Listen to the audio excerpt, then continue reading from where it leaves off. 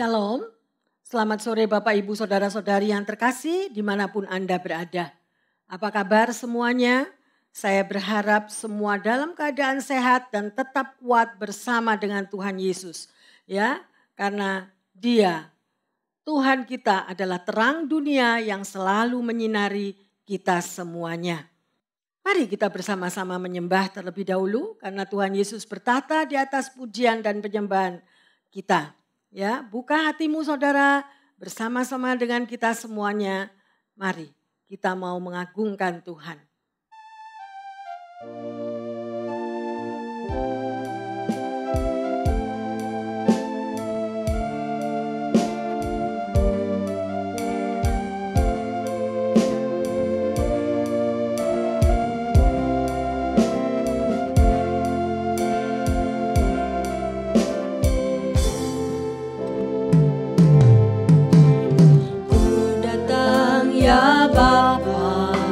Dalam kerinduan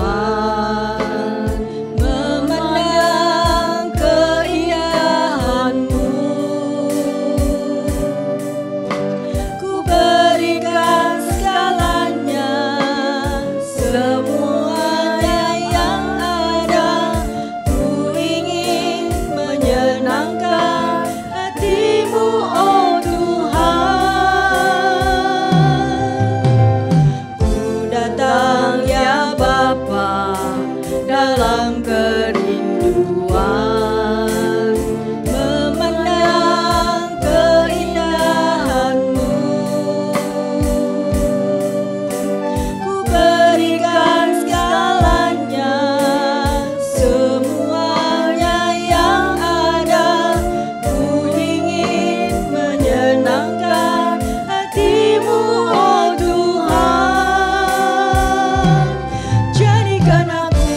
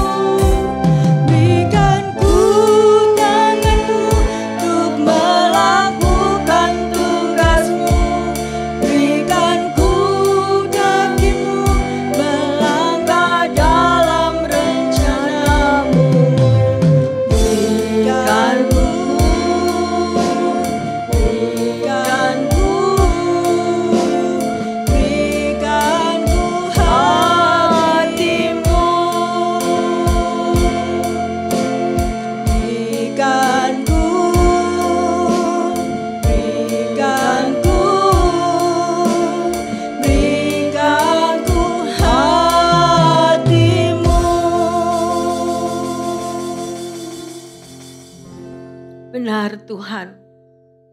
Berikanlah kami matamu, berikanlah kami hatimu, dan juga berikanlah kami pikiranmu, agar kami boleh mampu untuk berjalan terus maju ke depan.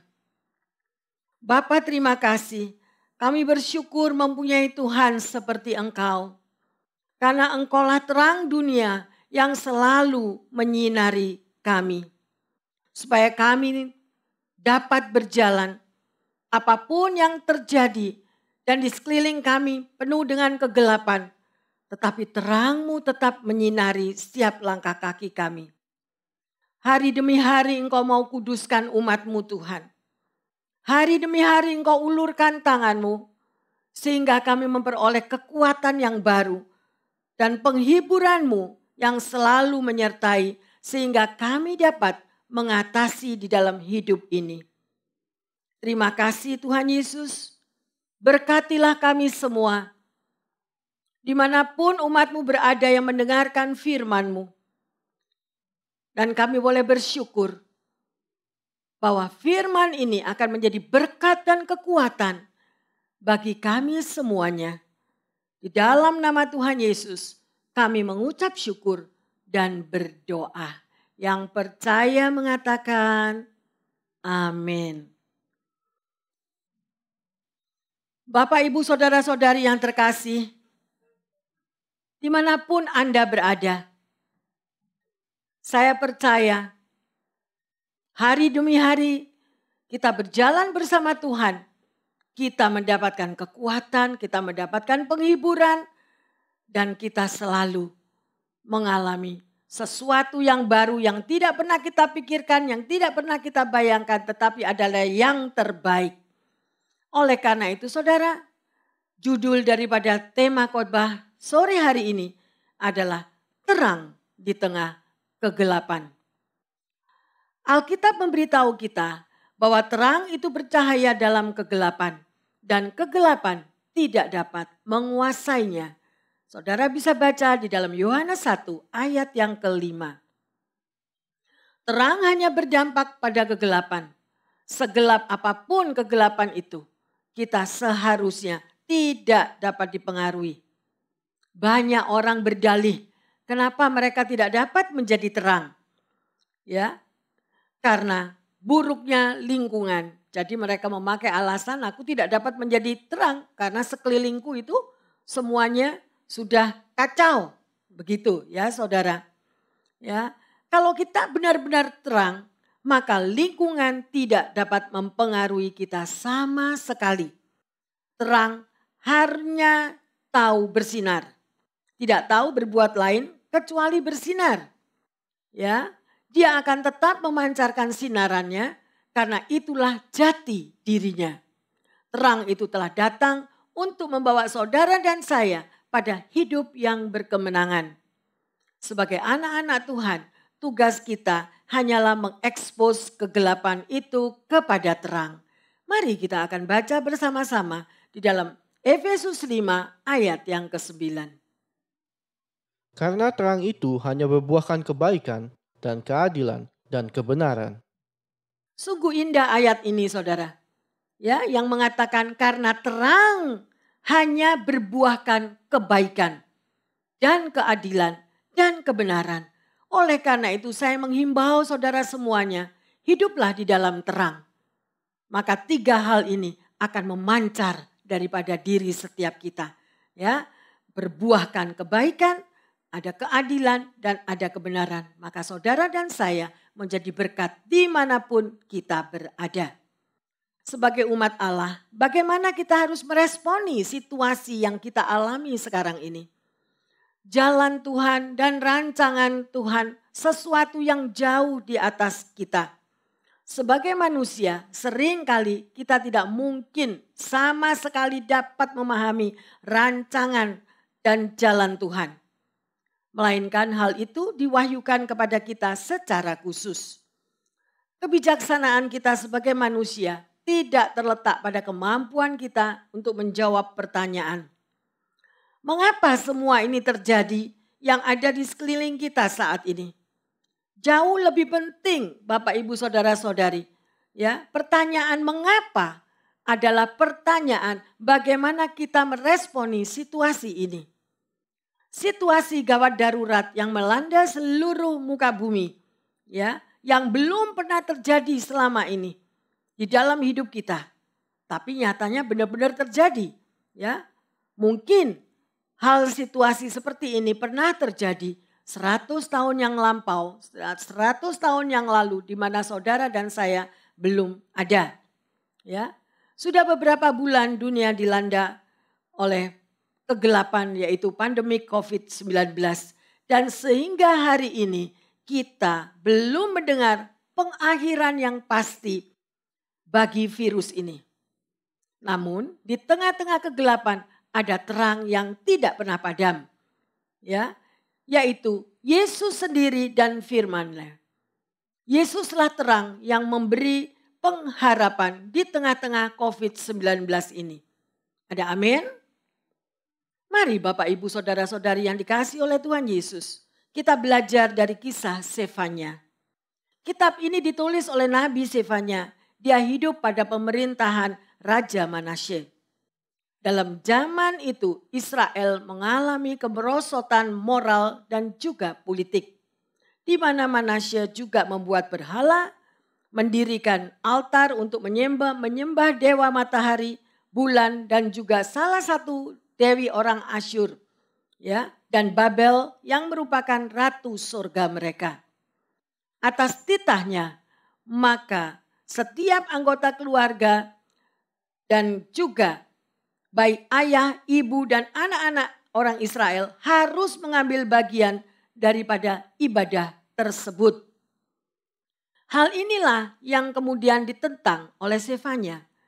Karena melihat orang Israel sudah meninggalkan Tuhan, maka Tuhan murka atas ketidaksetiaan mereka. Melalui Nabi Sefanya, Tuhan mengumumkan hukuman kepada mereka. Ada masa-masa gelap yang dialami oleh Israel pada waktu itu. Mari kita lihat di dalam Sefanya 3 ayat yang pertama sampai ke-4 dan 6 sampai yang ke-8. Celakalah si pemberontak dan si cemar, hai kota yang penuh penindasan.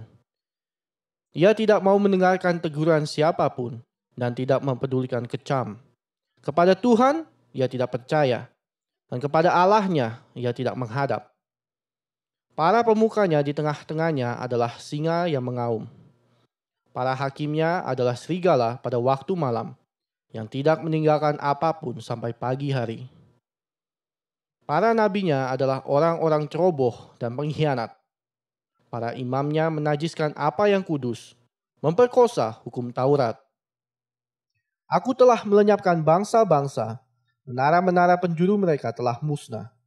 Aku telah merusakkan jalan-jalannya sehingga tidak ada orang yang lewat. Kota-kota mereka telah ditanduskan sehingga tidak ada orang dan tidak ada penduduk. Aku sangka, tentulah ia sekarang akan takut kepadaku, akan mempedulikan kecaman dan segala yang kutugaskan kepadanya tidak akan lenyap dari penglihatannya. Tetapi sesungguhnya mereka makin giat menjadikan busuk perbuatan mereka. Oleh karena itu tunggulah aku, demikianlah firman Tuhan, pada hari aku bangkit sebagai saksi. Sebab keputusanku ialah mengumpulkan bangsa-bangsa dan menghimpunkan kerajaan-kerajaan untuk menumpahkan ke atas mereka geramku, yakni segenap murkaku yang bernyala-nyala, sebab seluruh bumi akan dimakan habis oleh api cemburuku. Saudara, betapa kuatnya firman Tuhan ini berbicara kepada setiap kita. Bencana terjadi di mana-mana. Mari baca lagi dan dihayati pada ayat yang ke-7 dan ke-8. Saudara simak dan saudara pelajari. Ya, apa yang telah dilakukan oleh mereka. Suatu teguran yang keras tetapi masih tidak menyentuh hati mereka. Di sini bisa dikatakan bahwa sebagai orang bebal mereka berkelakuan demikian. Saudara, kita melihat saat ini gempa bumi, tanah longsor, huriken, juga virus corona yang ada di sekeliling kita.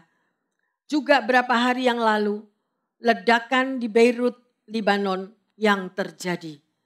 Jika Allah mengizinkan terjadinya peristiwa-peristiwa tersebut, tentu ada maksudnya. Teguran Tuhan yang diberikan kepada umatnya agar mereka sadar dari segala perbuatannya yang jahat. Tetapi mereka justru semakin memberontak. Mari kita lihat di dalam Sefanya 3 ayat yang ke-9. Tetapi sesudah itu aku akan memberikan bibir lain kepada bangsa-bangsa, yakni bibir yang bersih, supaya sekalinya mereka memanggil nama Tuhan, beribadah kepadanya dengan bahu-membahu. Saudara, jika kita mau jujur, salah satu bagian tubuh yang sering membuat kita berdosa adalah bibir kita. Karena acap kali kita tanpa sadar mengucapkan kata-kata yang sia-sia dan itu adalah dosa. Terlebih mulai menghakimi dan menfitnah orang lain. Kepribadian dan karakter seseorang dapat dilihat dari apa yang diucapkannya. Saat situasi yang tidak menentu di sekeliling kita, apakah yang kita responi? Positif berseru kepada Tuhan atau negatif mencaci maki situasi yang terjadi, menyalahkan Tuhan dan mengkambing hitamkan orang lain. Mari kita baca di dalam Yakobus 1 ayat yang ke-26. Jikalau ada seorang menganggap dirinya beribadah, tetapi tidak mengekang lidahnya, ia menipu dirinya sendiri, maka sia-sialah ibadahnya. Saudara, Anda bisa hayati ayat ini, baca kembali. Oleh karena itu berhati-hatilah di dalam kita berbicara. Ya. Kemudian kita melihat di dalam ayat 9b dari Sefanya. Beribadah kepadanya dengan bahu-membahu. Apa artinya? Ada kerjasama, ada kasih, ada tolong-menolong. Ya, saudara, itu yang dapat kita lakukan. Dan itu yang Tuhan mau. Bergotong royong, mempunyai kasih. Ya, dan ini jelas sekali terlihat kehidupan setiap pribadi. Karena kita ini adalah kitab terbuka. Tetapi terlalu banyak orang memikirkan dirinya sendiri. Aku yang harus ditolong, aku yang harus dilayani. Ya, semuanya hanya berpusat kepada dirinya sendiri. Me, I, mine. Ini barangku, ini milikku, aku dan aku dan aku. Ya saudara, dan itu sungguh sangat tidak berkenan. Ya, Tuhan sudah ajarkan melalui firman-Nya bahwa pertolongan akan datang kepada satu dengan yang lain, terlebih di saat-saat yang sulit, saat krisis sangat diperlukan kegotong royongan bahu-membahu satu dengan yang lain. Mari kita lihat di dalam Sefanya 3 ayat 11 dan ke-12. Pada hari itu engkau tidak akan mendapat malu karena segala perbuatan durhaka yang kau lakukan terhadap aku. Sebab pada waktu itu aku akan menyingkirkan daripadamu orang-orangmu yang ria congkak. Dan engkau tidak akan lagi meninggikan dirimu di gunungku yang kudus. Di antaramu akan kubiarkan hidup suatu umat yang rendah hati dan lemah. Dan mereka akan mencari perlindungan pada nama Tuhan. Saudara, mari kita mengoreksi diri dengan ayat yang ke-11 dan 12 ini. Siapakah diri kita? Dan bagaimana tutur kata yang kita ucapkan? Dan pada waktu kita berbalik dari semua kecongkakan, dari semua kesombongan kita, maka ucapan bibir kita pun akan berubah, ya saudara. Dan semua apa yang dikatakan, Tuhan memberikan bibir yang bersih, maka bangsa-bangsa itu tidak akan lagi mengucapkan perkataan untuk menyombongkan dirinya lagi. Mereka tidak akan berani lagi ya berada di atas gunung Tuhan yang kudus dan mereka meninggalkan perbuatan dosanya. Kita melihat pada ayat yang ke-12. Arti kata lemah di sini adalah sangat bergantung kepada Tuhan dalam setiap keadaan, di setiap waktu. Karena kita ini adalah manusia yang terbatas, yang selalu membutuhkan pertolongan Tuhan. Ya saudara, sebab sia-sia kalau kita mengandalkan kekuatan sendiri. Tapi kalau kita mengandalkan Tuhan, campur tangan Tuhan, maka kita akan melihat kemuliaan Tuhan akan turun di dalam setiap kehidupan pribadinya. Saudara, kita hanya mampu untuk berlindung kepada Tuhan sepenuhnya. Ya. Jadi ketika Allah menuntun bangsa-bangsa kepada pengenalan yang benar akan dirinya, dia akan memulihkan keadaan umatnya. Setiap firman yang kita perkatakan menghasilkan kuasa yang sangat dahsyat. Mari kita lihat di dalam Yesaya 55 ayat yang ke-11. Demikianlah firmanku yang keluar dari mulutku. Ia tidak akan kembali kepadaku dengan sia-sia. Tetapi ia akan melaksanakan apa yang kukehendaki dan akan berhasil dalam apa yang kusuruhkan kepadanya.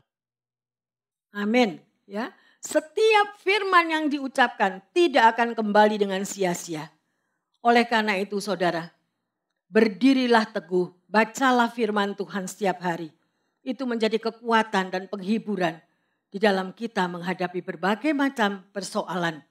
Ya, saudara, seorang anak Tuhan menulis di dalam sebuah buku berjudul The Problem of Pain. Menuliskan kata-kata yang berikut ini. Allah berbisik kepada kita di dalam kesenangan kita. Ya, berbicara dalam hati nurani kita. Tetapi dia berteriak dalam rasa sakit kita. Itu merupakan megafonnya untuk membangun diri kita yang tidak mau mendengarkannya. Ya saudara, jadi Tuhan izinkan kalau masalah, badai, apapun yang menyakitkan, itu adalah satu panggilan Tuhan untuk membawa kita berbalik dari apa yang kurang benar di hadapannya. Melalui tulisan ini, Lewis seorang sastrawan dan teolog menyatakan pendapatnya bahwa kejahatan dan sakit penyakit atau penderitaan bukanlah suatu alasan yang cukup untuk menolak Allah yang baik dan berkuasa. Ya, manusia yang terbatas tak akan pernah mampu menyelami hikmat dan pandangan Allah yang melalui pandangan kita yang sempit. Seringkali saudara, kita itu mengandalkan kekuatan kita sendiri, mengandalkan kepikiran kita sendiri. Mari kita mau koreksi diri. Pada waktu persoalan terjadi, pada waktu kita berada di persimpangan jalan. Jalan apakah yang saudara ambil? Apakah kita melibatkan Tuhan untuk mengambil keputusan? Atau kita mereka-reka sendiri? Karena menurut pandangan kita itu baik. Saudara, firman Tuhan mengatakan, ada jalan yang lebar. Menurut pendapatan kita itu adalah jalan yang benar, jalan yang baik. Ya, tetapi belum tentu. Justru jalan yang sempit kadang Tuhan pakai untuk memberkati Anda dan saya. Ya, oleh karena itu sekali lagi libatkan Tuhan di dalam segala keputusan yang kita ambil supaya kita tidak salah melangkah. Ya, jangan ada intervensi. Oh, pandangan saya begini, pandangan saya begitu. Duduk diam di bawah kaki Tuhan, berdoa, libatkan Tuhan dan biarlah Tuhan yang mengambil keputusan. Maka semuanya akan selamat. Dalam hikmat dan kedaulatannya yang kekal, Allah dapat mendatangkan kebaikan. Bahkan melalui kejahatan dan penderitaan sekalipun, Tuhan mampu ubahkan semuanya itu. Hal yang sama dapat kita terapkan di dalam situasi pandemik COVID-19 ini. Ada banyak orang mempertanyakan keberadaan Tuhan. Ya, jika Allah baik, mengapa membiarkan penderitaan ini terjadi? Jika Tuhan itu memang berkuasa, mengapa virus sekecil ini dapat membawa dampak yang besar kepada dunia ini? Saudara, tidak ada satupun yang mengerti. Ya, pertanyaannya kembali, mengapa Tuhan izinkan ini? Mari kita belajar akan beberapa hal. Apa yang Tuhan lakukan sekalipun di sekeliling kita terasa gelap. Hati kita tidak menentu, melihat kekacauan di mana-mana, bahkan menakutkan. Ya, kita akan melihat pada Sefanya 3 ayat yang ke-14. Bersorak-sorailah hai putri Sion, bertempik soraklah hai Israel. Bersukacitalah dan beria-rialah dengan segenap hati, hai putri Yerusalem. Saudara, luar biasa yang Tuhan katakan, bersukacitalah. Ya, ini adalah tindakan penebusan Allah di dalam hidup kita.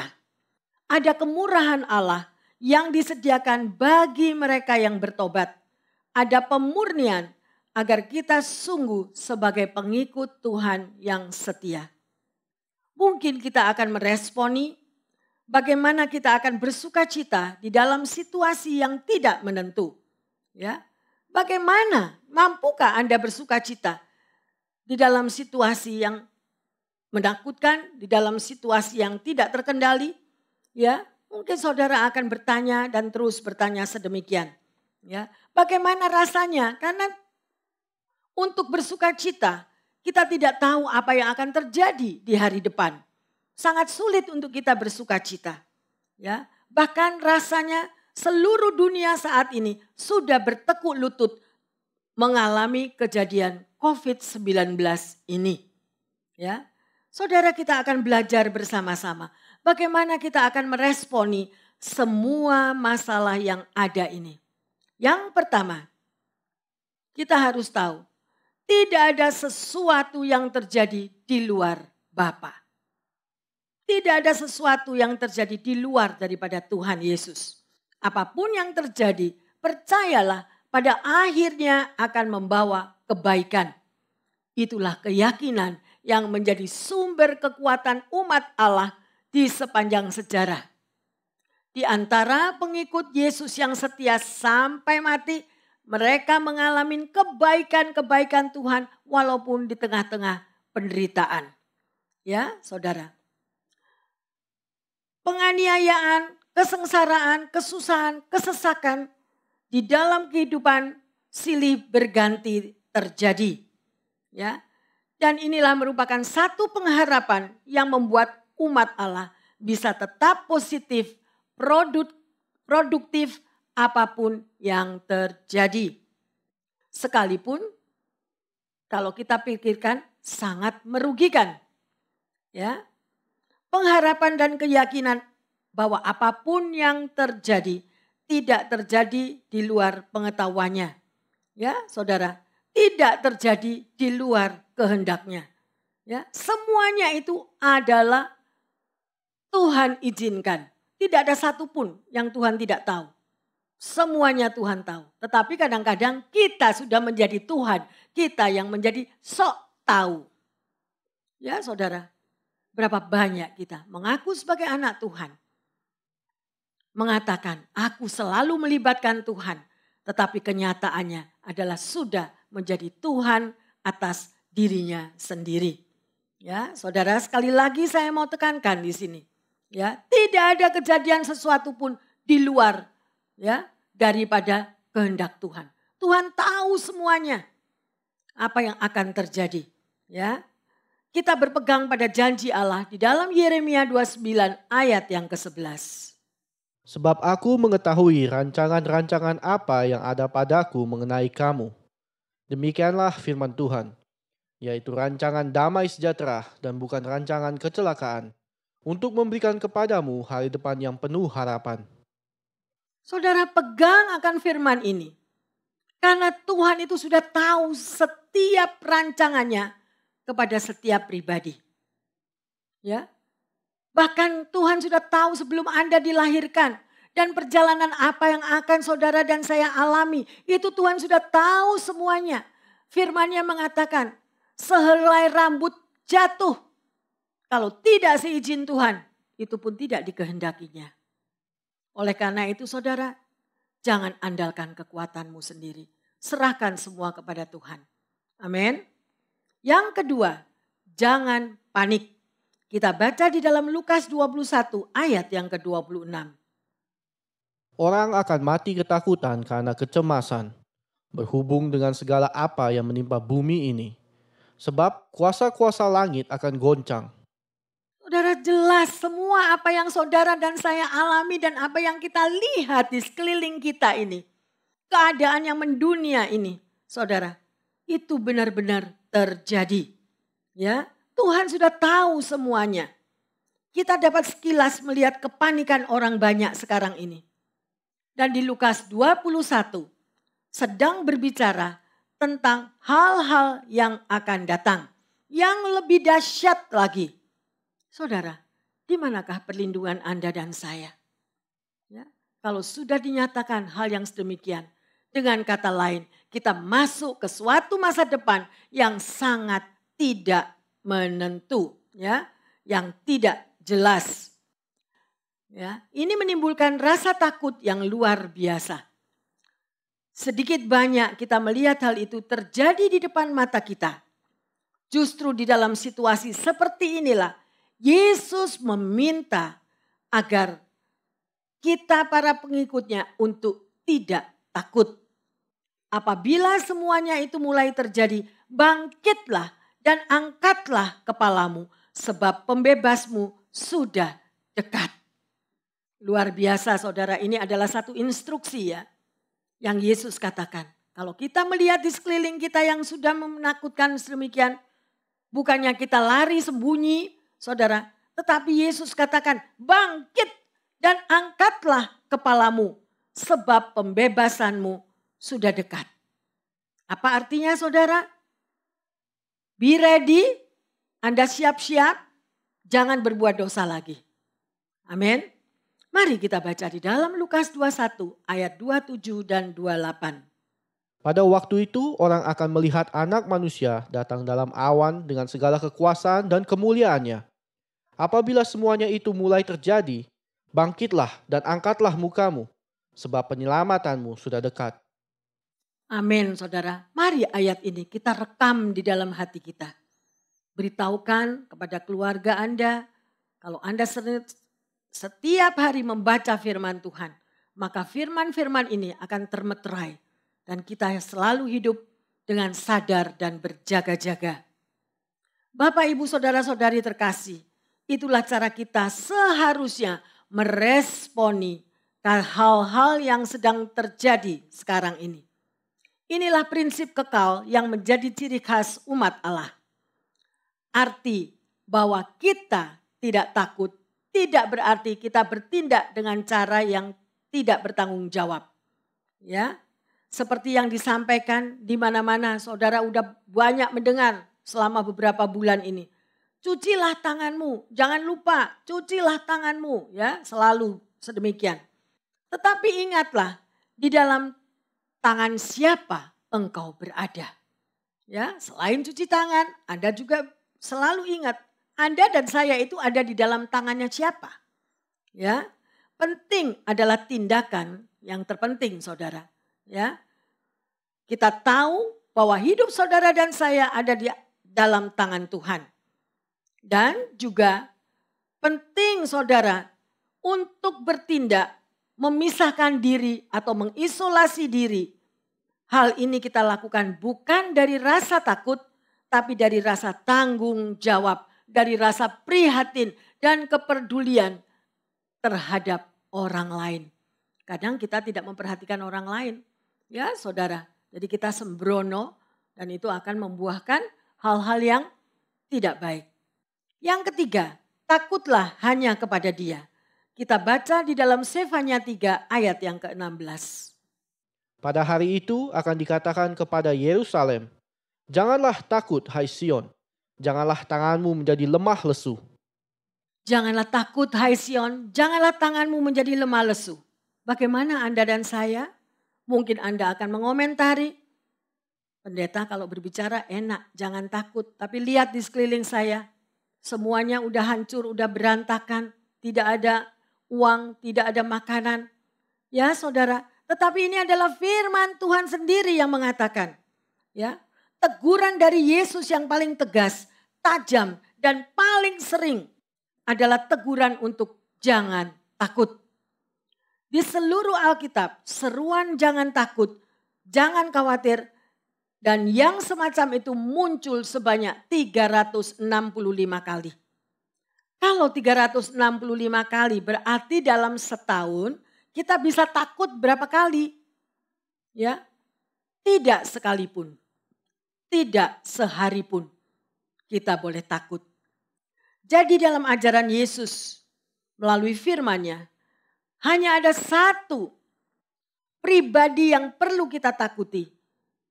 Kita hanya perlu takut kepada Allah sendiri.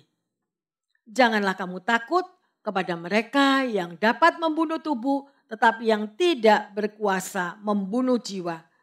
Takutlah terutama kepada Dia yang berkuasa membinasakan baik jiwa maupun tubuh di dalam neraka.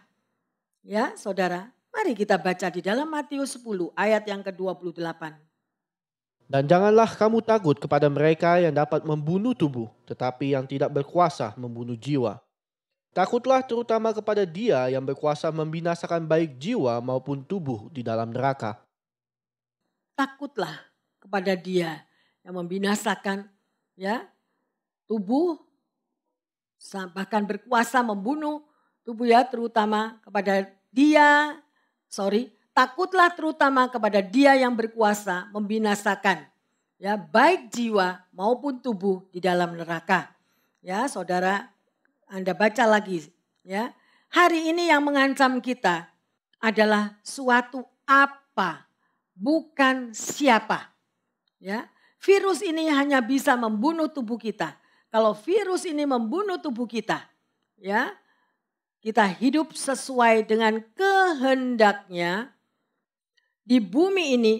Bukankah kita masuk di dalam hadirat Allah, Bapa kita? Tuhanlah yang perlu kita takuti, tidak ada yang lain. Tapi banyak sekali Bapak, Ibu, Saudara-saudari yang terkasih. Manusia lebih takut kepada virus corona ini daripada takut kepada Tuhan. Ya, mereka bisa lari pontang-manting, mereka bisa melakukan apa saja hanya untuk menghindar daripada virus corona. Tetapi untuk mau datang kepada Tuhan, berdoa, minta ampun dan bertobat, jarang sekali orang mau melakukannya. Mari kita koreksi diri. Tuhanlah yang perlu kita takuti, tidak ada yang lain. Ya, Saudara, Pastor James Martin di America Magazine mengatakan tidak ada alasan untuk khawatir. Karena kepanikan dan ketakutan itu bukan daripada Tuhan. Menanggapi krisis dengan serius, pertahankan rasa tenang dengan banyak berdoa. Ignatius Loyola, pendiri dari Yesuit, sering berbicara tentang dua kekuatan dalam kehidupan batin kita. Yang menarik kita ke arah Tuhan dan yang lain menjauhkan kita dari Tuhan. Orang yang menjauhkan kita dari Tuhan yang ia namai adalah roh jahat. Menyebabkan kegelisahan yang menggerogoti, menyedihkan dan banyak membuat hambatan. Setan adalah pembohong yang utama. Jadi panik dengan membingungkan dan menakuti kita. Menarik kita menjauh dari berkat Tuhan. Bapak Ignatius memberitahu kita, Roh Allah membangkitkan keberanian dan kekuatan, penghiburan, inspirasi dan ketenangan. Ya, jadi percayalah pada ketenangan dan berharap selalu pada Tuhan, maka hati kita akan diterangi oleh kasih-Nya. Kita bisa baca di dalam Yesaya 30 ayat yang ke-15. Sebab beginilah firman Tuhan Allah yang Maha Kudus, Allah Israel. Dengan bertobat dan tinggal diam, kamu akan diselamatkan. Dalam tinggal tenang dan percaya terletak kekuatanmu, tetapi kamu enggan. Saudara, kita hayati firman ini. Ya, dengan tinggal tenang dan percaya terletak kekuatanmu. Ya, tetapi di situ pada ayat selanjutnya 15b dikatakan, mengapa kita enggan? Ya, kamu enggan. Mengapa kita enggan? Karena manusia daging sudah begitu menguasai hidup kita. Banyak sekali. Ya, karena hidup di dunia ini, saudara, selalu dipenuhi dengan kenikmatan-kenikmatan, kepalsuan-kepalsuan, dengan glamurnya dunia yang memikat. Sehingga kedagingan kita lebih berkuasa daripada manusia rohani kita. Ya, oleh karena itu kalau dikatakan kamu enggan, karena kita tidak mau lepas dari kenikmatan dunia itu. Padahal semua kenikmatan dunia itu adalah kepalsuan. Ingat, rumah kita bukan yang ada di dunia ini. Ya, kita memang masih di dunia, tetapi Tuhan sudah menyediakan rumah kita yang kekal di surga. Yang keempat, ketahuilah Tuhan saja yang sanggup memberikan kemenangan di tengah krisis yang mendunia saat ini. Tuhan mengasihi kita dan akan menggenapi maksudnya. Dia hadir bersama kita dalam masa-masa yang tersulit sekalipun. Ya, selama pandemik berlangsung, banyak orang dibawa untuk merenungkan kembali makna, dasar, dan arah hidup yang mereka tempuh selama ini. Serta hal-hal yang paling berarti bagi mereka. Ya, mereka mungkin telah mengalami kecemasan, termasuk rasa takut pada kematian. Pandemik menciptakan rasa urgensi dalam diri orang-orang percaya. Saya mengenal anak-anak muda yang berpikir ulang tentang apa yang hendak mereka lakukan dengan hidup mereka. Pandemik ini telah menjadi peran internet dan teknologi komunikasi sangat menonjol. Ya, pemakaian media online dan sosial semakin meningkat. Menarik juga melihat lebih banyak orang mengikuti kebaktian yang disiarkan langsung daripada mereka yang hadir pada pertemuan ibadah di gereja. Kini kita mempunyai sarana baru untuk melakukannya. Sebagai anak Tuhan, di tengah maraknya situasi yang tidak menentu, penuh kebimbangan saat ini, masih ada kabar baik yang dapat diberitakan dan ditujukan kepada dunia yang dibelenggu oleh ketakutan. Semua ini karena kita sebagai anak Tuhan yang percaya bahwa Tuhan yang saudara dan saya sembah mampu mengubahkan situasi dan kondisi yang buruk sekalipun.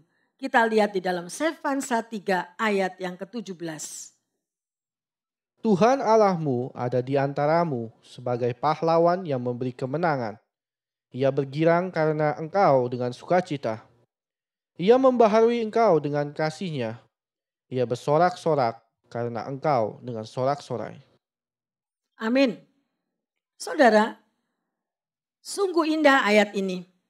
Nabi Sefanya menggambarkan kasih Allah dengan cara yang membuat saya kagum. Ia menggambarkan Allah bersukacita karena umatnya dengan sorak-sorai. Padahal umat Tuhan belum layak mendapatkan kasih seperti itu. Mereka gagal mematuhinya, namun Sefanya berjanji bahwa pada akhirnya kasih Allah akan mengatasi segala kegagalan mereka. Allah akan menyingkirkan hukuman pada mereka. Ya. Dan dia akan bersukacita karena mereka. Itu yang tertulis pada ayat 17 tadi. Juga dikatakan bahwa Tuhan Allahmu sebagai pahlawan, ya, yang memberi kemenangan. Saudara, pahlawan berarti orang yang memberikan dirinya untuk membela, menolong, dan berkorban demi orang lain. Dalam kehidupan kita setiap hari, kita pasti banyak menghadapi tantangan, pergumulan, persoalan, ya, dan rintangan. Kita butuh seorang penolong, kita butuh seorang pahlawan untuk menyelamatkan kita dari seluruh pergumulan hidup kita. Terlebih di saat-saat krisis saat ini, terlebih di saat-saat situasi yang mendunia ini, ya. Jika kita hanya mengandalkan kekuatan kita sendiri, maka kita bisa kalah. Ya, kita akan melihat saudara. Yang pertama, seorang pahlawan pasti memiliki keberanian. Yang kedua, seorang pahlawan sejati pasti memiliki hati yang penuh pengorbanan, rela berkorban dan bukan untuk mengorbankan orang lain. Ya, dan Allah pasti memberi kemenangan. Mengapa demikian? Karena Allah tidak akan mempermalukan setiap anaknya yang berharap dan datang kepadanya. Amin. Yang kelima, percayalah akan adanya pemulihan dari Allah. Kita lihat di dalam Sefanya 3 ayat 18 sampai 20. Seperti pada hari pertemuan raya, aku akan mengangkat malapetaka daripadamu, sehingga oleh karenanya engkau tidak lagi menanggung celah. Sesungguhnya pada waktu itu, aku akan bertindak terhadap segala penindasmu, tetapi aku akan menyelamatkan yang pincang, mengumpulkan yang terpencar, dan akan membuat mereka yang mendapat malu menjadi kepujian dan kenamaan di seluruh bumi. Pada waktu itu, aku akan membawa kamu pulang, yakni pada waktu aku mengumpulkan kamu, sebab aku mau membuat kamu menjadi kenamaan dan kepujian di antara segala bangsa di bumi, dengan memulihkan keadaanmu di depan mata mereka. Firman Tuhan. Amin, haleluya. Saudara, kalau kita melihat dari Sefanya 3 tadi, di mana kita sudah melihat pada ayat yang pertama sampai keempat, bagaimana segala dosa pemberontakan itu terjadi. Tuhan izinkan semuanya itu, Tuhan Maha Pengasih, Maha Pengampun, asal kita bertobat dan kembali kepadanya. Dan kita bisa melihat pada ayat 18 sampai 20 di sini, bagaimana Tuhan itu sebagai pembela umatnya dari para penindas. Ia akan menyelamatkan mereka yang putus asa, tidak berdaya dan membawa mereka pulang ke rumahnya. Serta memulihkan keadaan mereka di hadapan bangsa-bangsa. Saudara, percayalah bahwa di balik gelap ada terang Tuhan.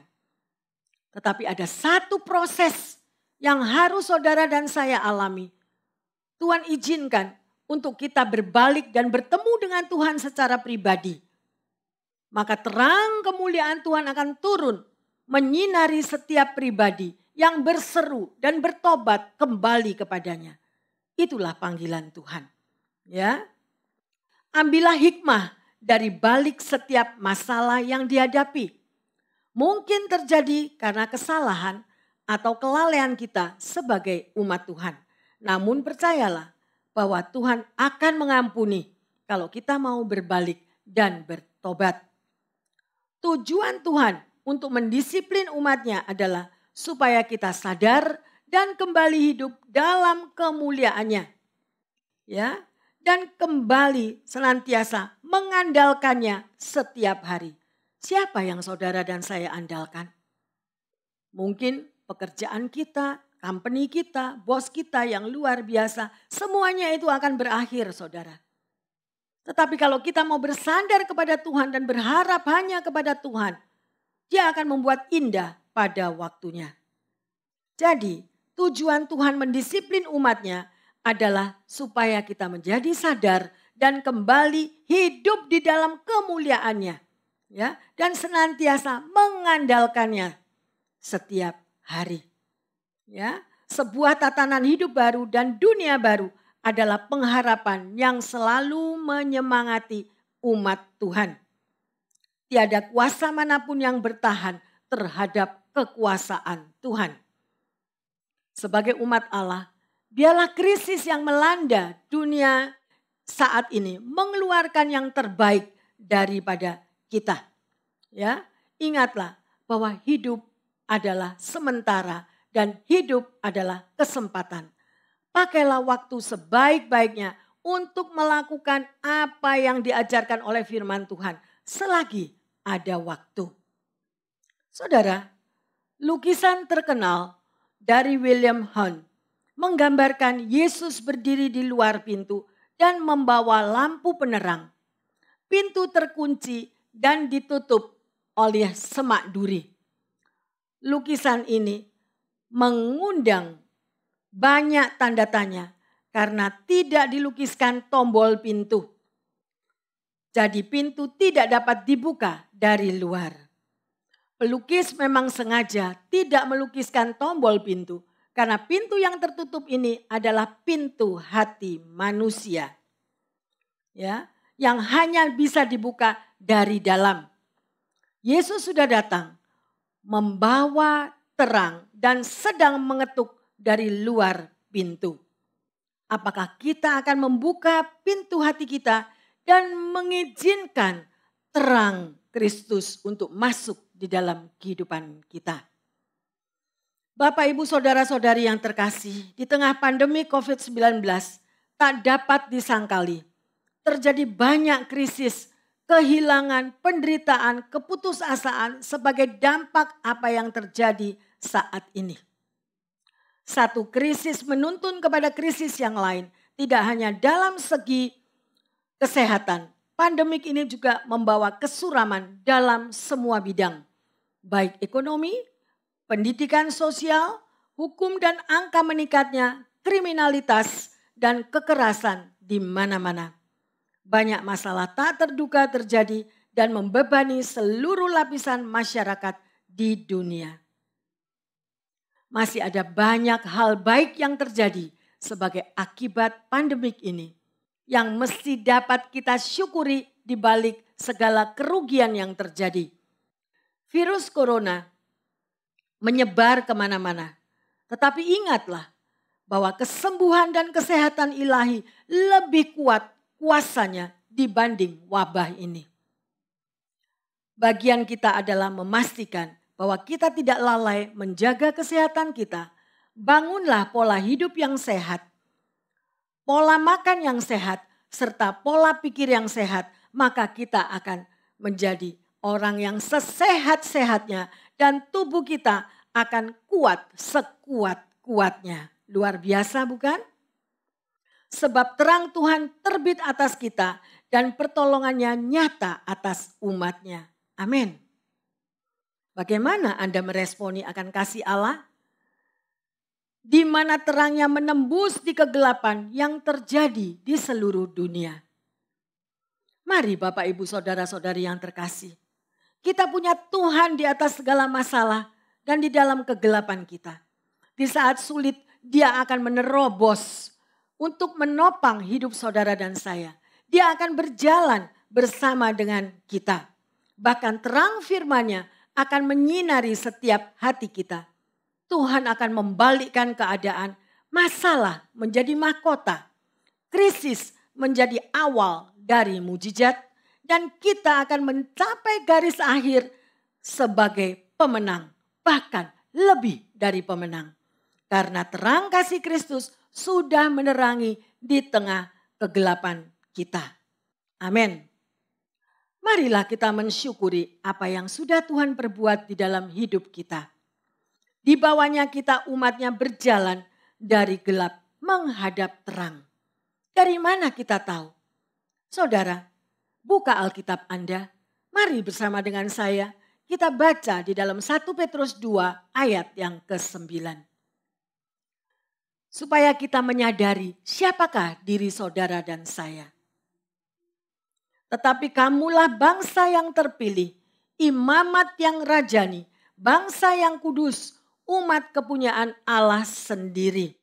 Supaya kamu memberitakan perbuatan-perbuatan yang besar dari Dia yang telah memanggil kamu keluar dari kegelapan kepada terangnya yang ajaib. Biarlah 1 Petrus 2 ayat 9 ini menjadi ayat emas bagi kita semuanya. Apakah saudara dan saya sudah meresponi terang di tengah kegelapan ini? Mari Bapak, Ibu, Saudara-saudari terkasih. Kalau Anda meresponinya, berarti terang Kristus itu sudah masuk di dalam diri kita dan bagian kita untuk bersinar keluar. Kita akan bersama-sama menyembah, bersinar bagi Dia.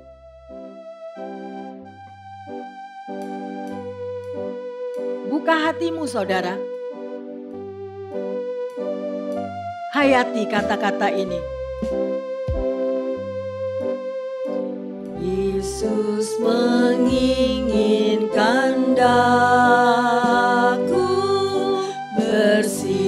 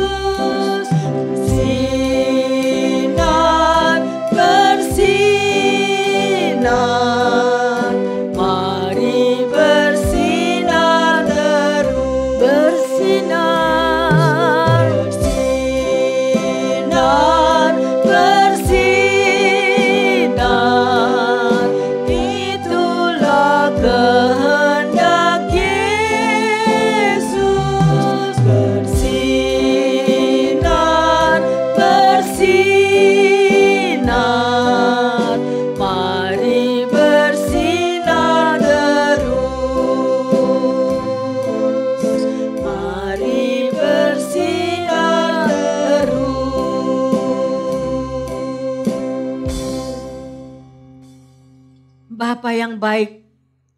Terima kasih karena Engkau selalu ada bagi kami. Di tengah kegelapan dan krisis yang semua orang dan juga kehidupan pribadi kami percaya Engkaulah yang memegang tangan setiap kami.